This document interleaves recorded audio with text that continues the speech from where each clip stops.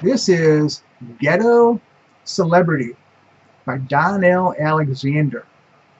It's a really interesting book. To my surprise, I liked it. I liked it quite a bit. Um, he has a long history with Dave Eggers. He wrote for Might magazine, which Dave Eggers was the editor of. He wrote for Might magazine before McSweeney's even existed. This book was in the first McSweeney's catalog, slated to be one of the very first standalone titles published by McSweeney's. But at the 11th hour, at the last minute, it went to Crown instead. McSweeney's never published it. It apparently went on good terms because Dave Eggers wrote a front cover blurb for the book. And I corresponded briefly with Mr. Alexander. He seems like a really interesting guy, but I may have worn out my welcome because he stopped corresponding, and so I left him alone. But I'd really like to know the story behind Ghetto Celebrity and Might Magazine and his relationship with Eggers. But anyway, that's another topic. This is a signed copy, signed in blue Sharpie on the half title page. It's a first printing, hardcover 2003 by Crown. Put the condition at near fine and very good. Title's not collected by many people. It's really hard to find nice copies. The jackets tend to be completely wrecked. This, as things go, this is not a great jacket, but as things go, this is a pretty nice jacket. It's just very hard to find really nice jackets.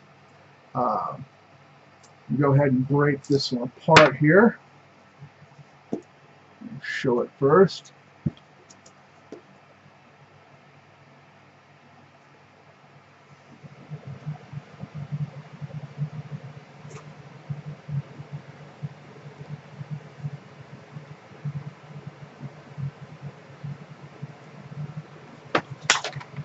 But the volume I have at near fine. Don't have edge dings, don't have corner bumps. The edges of the text block are nice and white and bright. The binding is tight. Pages are white, bright, clean, crisp. It's a beautiful volume. And this is signed on the half title page. Now the jacket I have put at very good. I'm going to read my notes and then show what we got going on here. This jacket's got a little bit of gloss to it, as you can see. You got a little bit of metallic color. It's a crazy looking, it's a very 70s jacket.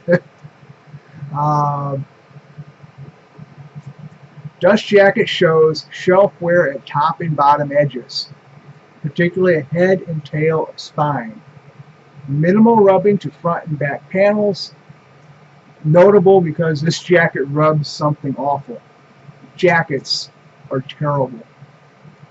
So we do not have a lot of rubbing. We've got a little. It's got a little shelf wear rubbing, but not a lot. It's not scratched up. Back cover the same. There's a little bit of shelf wear, but the rubbing is not excessive at all.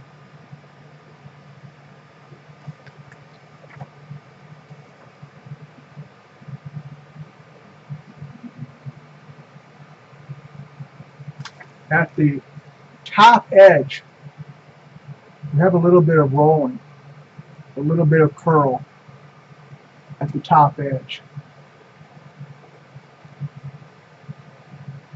And we've got some push at the head of the spine, but we do not have any closed tears from this business here. have just a little bit of curl here.